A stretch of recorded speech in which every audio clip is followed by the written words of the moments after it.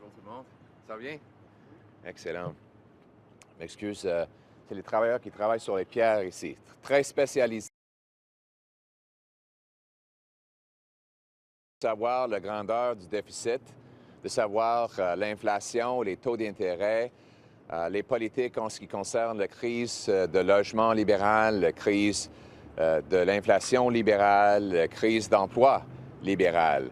Tout ça, ça oblige le gouvernement d'introduire un budget. Les budgets, c'est les plans. Et M. Carney a dit pendant des élections qu'il nous faut un plan. Il a dit que les slogans, ce n'est pas un plan, il faut un vrai plan, il faut être prêt dès le journée 1. Et je suis d'accord avec lui. Il nous faut un plan pour renverser les déficits inflationnistes et réduire ainsi les coûts de nourriture, de l'essence, de logement. Il nous faut un plan pour réduire le coût de bâtir des nouvelles maisons. Il nous faut un plan pour protéger nos finances publiques en réduisant les déficits. Il nous faut un plan pour protéger nos emplois face aux tarifs américains. Il nous faut un plan pour aller de l'avant. Et M. Carney, il a dit vouloir présenter un plan, il a dit être prêt pour faire un plan. Donc, c'est la raison pour laquelle les conservateurs sont déçus d'entendre que le gouvernement ne vise pas à introduire un budget dans cette année. C'est la première fois, hors de la COVID, c'est la première fois depuis 2002 qu'il n'y a pas de budget. Et encore hors de COVID, c'est la plus grande période de temps sans budget depuis les années 60. Donc, ce n'est pas normal. On ne peut pas dire que les élections sont une excuse non plus. Ils auraient pu présenter un budget avant des élections ou après. M. Harper avait une élection en mai, en 2011, et il a pu introduire un budget. C'est comme ça qu'on a pu protéger les emplois, réduire le déficit et créer une économie forte pour tous les Canadiens. Donc, je suis ici pour tendre la main, avec la main tendue au gouvernement. J'offre à M. Carney de me rencontrer et évidemment de rencontrer tous les chefs de l'opposition pour offrir des idées afin de présenter un budget d'ici l'été. Les conservateurs sont prêts à travailler en collaboration en ce qui concerne les procédures d'introduire un budget et de permettre au gouvernement de le faire. Ce que nous proposons, c'est premièrement de couper la bureaucratie, les consultants, l'aide à l'étranger pour réduire les déficits, l'inflation et les impôts. Deuxièmement, il faut réduire le coût sur le dos des Canadiens en réduisant les impôts de 15 %, en éliminant le TPS sur les maisons neuves et en permettant les Canadiens d'acheter des voitures faites au Canada libres de la TPS. Troisièmement, il faut protéger nos emplois face aux menaces américaines, c'est-à-dire éliminer les taxes sur les gains en capital pour les gains réinvestis au Canada, de favoriser la production d'automobiles ici au Canada et d'abroger toutes les lois anti-ressources naturelles que le gouvernement a mis en place pour permettre aux Canadiens de bâtir des pipelines, des mines, des centres nucléaires, des centres de GNL, et j'en passe. Donc, pour résumer, les conservateurs proposent un budget qui réduit le coût, les taxes, les impôts et augmente la croissance économique en libérant nos ressources et nos industries à travers le Canada. On est ici. Encore, j'ai offert des idées. Je veux que le premier ministre vole mes idées. Je vais le rendre facile. Je vais aller dans son bureau. Je vais apporter les idées. Il va pouvoir les mettre directement dans un budget 2025. Faisons-le. C'est la bonne chose à faire. Thank you very much, everyone. As I was just saying, and I walked in, I saw some of these incredible stonemasons. They're a very rare breed these days who can do this kind of work. It's intricate work. It's hard work. But it's necessary work to keep the foundations and the walls standing. And that is the case with Normally I'd say I never met a mic I didn't like, but that one's my favorite. Is that yours? No, it's not. I'm just helping someone else. Okay, that's nice of you. I am. You guys all get along and I am collaborate nice. nicely, eh? Thank you. That's the kind of intricate, hard work that we have to do as parliamentarians to protect our economy, and that takes a plan. A plan to reverse the Liberal housing crisis, a plan to reverse the Liberal inflation crisis, a plan to reverse the Liberal jobs and economic growth crisis, a plan to stand up against American tariffs. And that plan always comes in the form of a budget. A budget determines and informs Canadians of the size of the debt and the deficit, of the future interest rate and inflation costs, of the tax policies that determine whether companies hire or fire employees, of the laws that allow us to or block us from building major infrastructure projects that will create jobs and make us more independent from the Americans who are threatening us with tariffs. Now, Mr. Carney said during the election campaign that he had a plan, and he took great delight in saying that a slogan is not a plan. Well, a budget is a plan, and if he does indeed have a plan, if he does know what he's doing, then he would introduce a budget so that Canadians know exactly what the finances are. We were very disappointed yesterday to hear that he has no budget plan for this year. This makes it the longest period without a budget since the 60s, the first time there has not been a budget outside of COVID in over 20 years. Extremely unusual.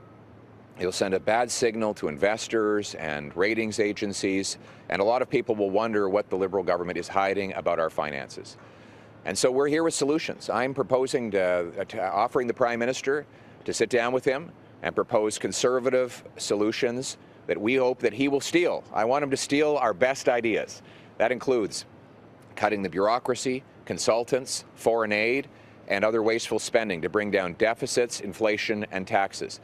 We want a real income tax cut that rewards hard work, axe the federal sales tax on new homes to promote more building and lower costs, and stand up against American tariffs with lower taxes on Canadian investment and by repealing all of the anti-energy policies like C-69, C-48, the energy cap, the electric vehicle mandate, and unleashing our resources so that we can become the richest country in the world.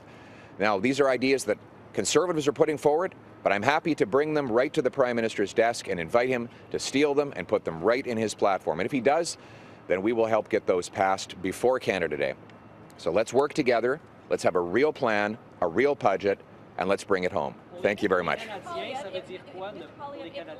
Juste vite après ça. Pour les Canadiens, ne pas avoir de budget, ça veut dire quoi vraiment? Ça veut dire que les dépenses sont peut-être hors de contrôle avec les déficits inflationnistes qui ajoutent à la coût de la vie et menacent nos programmes sociaux pour l'avenir.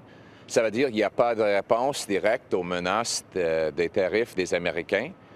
Ça veut dire aussi que nous n'avons pas la possibilité d'approuver des projets de grandeur afin de protéger et créer d'emplois. Donc, ça prend un plan pour réduire le coût de la vie, pour protéger les emplois et pour nous rendre plus souverains face aux Américains. Et un plan, ça veut dire un budget. Yes. CBC Radio's house. Yes. If the Liberals do not put forward a budget, they don't indicate that they're going to do that in the coming weeks, will you support their tax cut? I have to see what they're proposing. They, so far in the election campaign, they proposed a very small, very, very small savings. We think it should be a big savings. Canadians are vastly overtaxed after the last decade of Liberals. Right now, Canadians spend more on income tax, sales tax, and other taxes than they do on food, clothing, and shelter combined. So in our view, any tax cut is a good tax cut.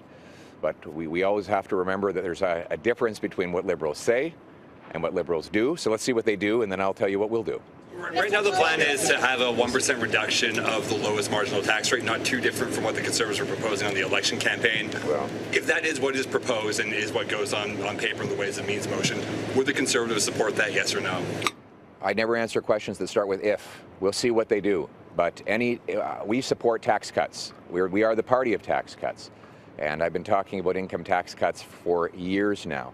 Our proposal was a 15% income tax cut for the average worker and senior that would save a couple up to $2,000. And we think that is the right way to go. But we'll always work with other parties to cut taxes for Canadians because we believe that a dollar left in the hands of the person who earned it, including all of you, is better than a dollar in the hands of the politician or bureaucrat who taxed it. Monsieur Poilievre, vous dites que vous voulez collaborer avec les libéraux, vous voulez rencontrer Monsieur Carney, mais vos propositions que vous avez listées aujourd'hui, est-ce qu'elles sont finales ou vous êtes prêt à les modifier au fil des discussions? Évidemment, il y a toujours des modifications dans les pourparlers. Celles sont les priorités conservatrices sur lesquelles nous voulons travailler avec tous les autres partis. S'il y a des ajustements qui sont nécessaires pour les faire adopter, évidemment, ça va se faire parce que pour moi, c'est les résultats qui comptent. Mr. Poilievre, is Stephen Guilbeault a threat to national unity in his current role as Minister of National Identity and Quebec Lieutenant? Yes, he is. Absolutely. I mean, I just find it astonishing that Mr. Carney would appoint a man who says we don't need any pipelines built. The Liberals went around the country pretending they had changed their minds about pipelines after 10 years of blocking them.